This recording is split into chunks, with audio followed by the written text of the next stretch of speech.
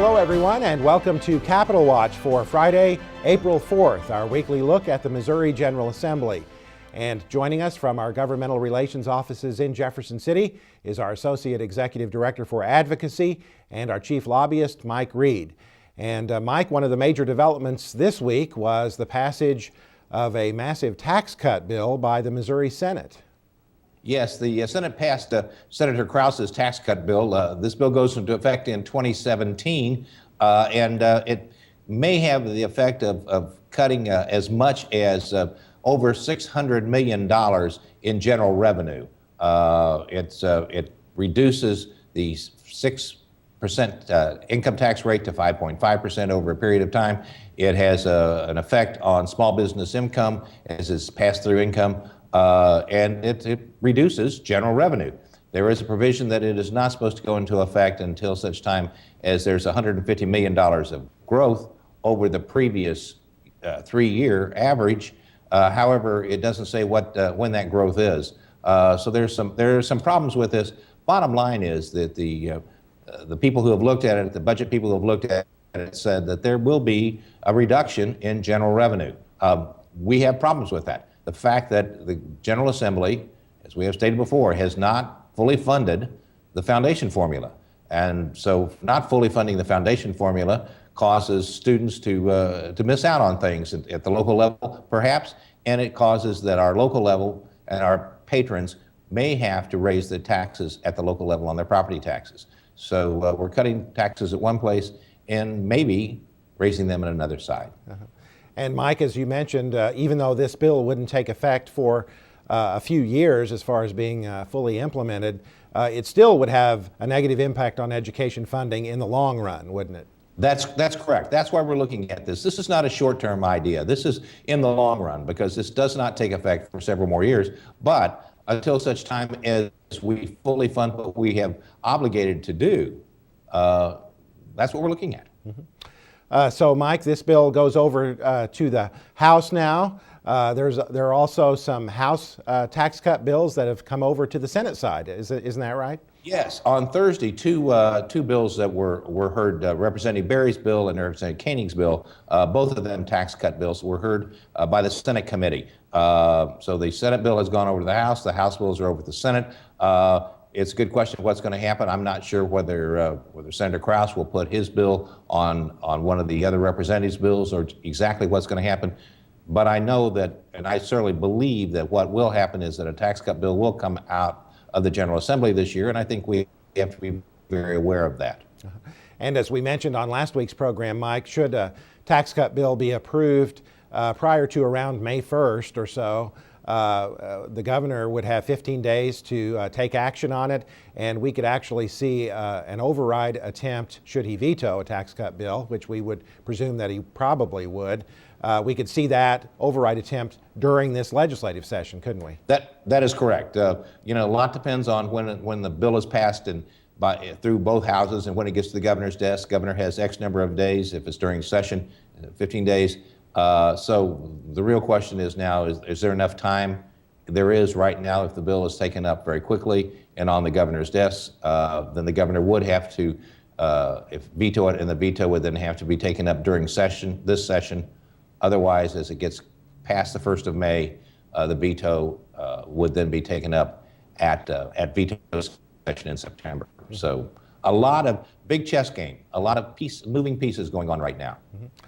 Another big issue this week, Mike, was a hearing before the Senate Education Committee on a couple of bills that are intended to derail the implementation of the Common Core state standards.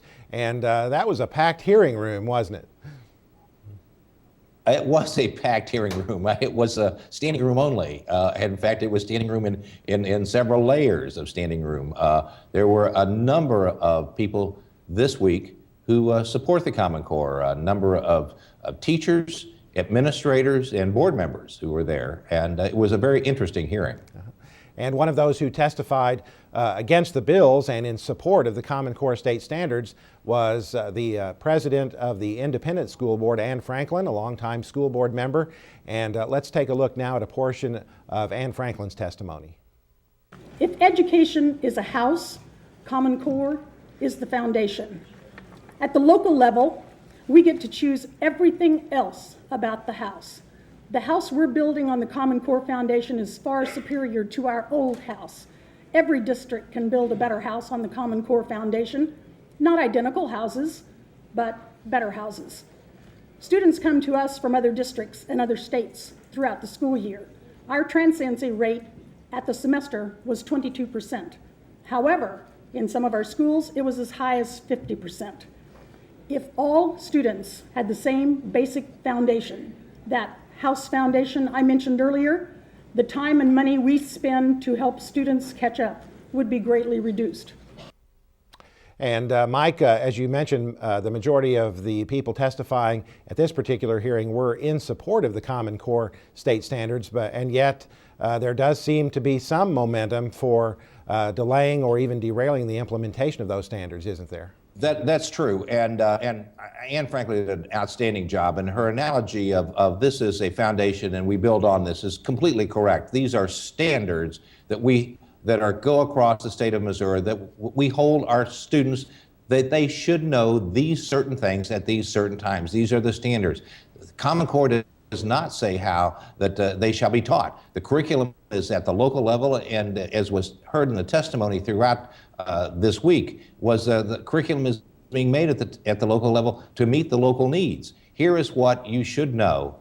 You, administrators, teachers, board members, go out and figure out how to make sure that this knowledge is imparted to your kids and so they understand what's going on. And so what we need is we need our members to contact their local senators and contact the members of the Senate Education Committee and tell them they support the Common Core standards and the fact that we are holding our students to an accountability level, but we are making that accountability level and we are teaching it the way that we believe is best for our own individual districts. We have the names of the committee members on our website, and please, the members of the committees are hearing from a number of people who dislike this piece of legislation, who dislike Common Core. They also need to hear from the people who support it and want to make sure that our students are educated and we can move into this century and become productive citizens. Mike, another issue that, of course, we continue to monitor is the state budget and funding for the foundation formula in particular for the next fiscal year. Where do we stand on that now? Well, the budget passed the House, and we have an increase in the foundation formula, and the House budget had two levels. One level that we know that we're going to get, one level if, in fact, money comes in at a higher rate. It now goes to the Senate, and the Senate will start holding hearings on Monday on the budget. And I anticipate the hearings will be held the rest of this next coming week, perhaps some of the next week. They have to finish the budget, pass through the Senate and back through the conference committee, and everything must be done by 1 week before the end of session. So they have 5 weeks now to finish it up. All right, Mike, and also coming up next week, we're going to see some additional action on an issue we've been following, the student transfer issue, the ability of students to transfer from unaccredited districts to neighboring districts.